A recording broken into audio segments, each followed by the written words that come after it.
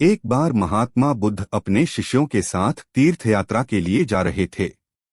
चलते चलते रास्ते में एक गांव आया। महात्मा ने कहा, आज का विश्राम इसी गांव में करते हैं। यह कहकर शिष्यों सहित उस गांव में चले गए।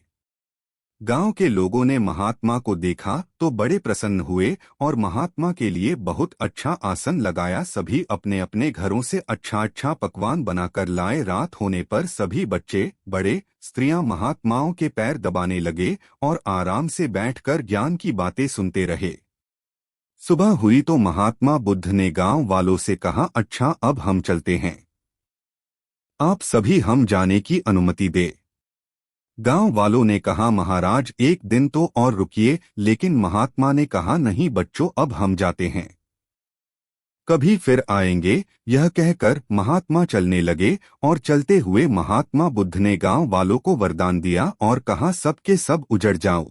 यह वरदान देकर महात्मा चले जाते हैं।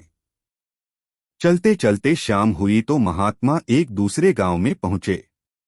वहां पहुंचते ही बच्चों का बड़ा सा झुंड दौड़ा आया और महात्माओं को चारों तरफ से घेर कर कोई मिट्टी फेंकता है तो कोई कीचड़ फेंकता है। शोर मचाने लगे। महात्मा लोग बड़ी मुश्किल से उनसे पूछा छुड़ाकर एक जगह गए और जो अपने पास फटा पुराना कंबल था बिछाकर बैठ गए। काफी देर बाद गांव के कुछ बड़े व बूढ़े आए। वे सब भी महात्माओं को देखकर हंसने लगे और मजाक उड़ाने लगे। एक जवान ने तो महात्माओं का कंबल ही छीन लिया और कहा, इनके क्या काम आएगा, कम से कम मेरी भैंस तो उड़ेगी।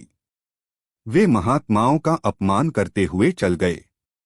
महात्माओं ने भूखे प्यासे रहते हुए बड़ी मुश्किल से रात बिताई। सुबह होते ही महात्मा चलने लगे और चलते हुए महात्मा बुद्ध ने गांव को वरदान दिया कि सबके सब बसे रहो।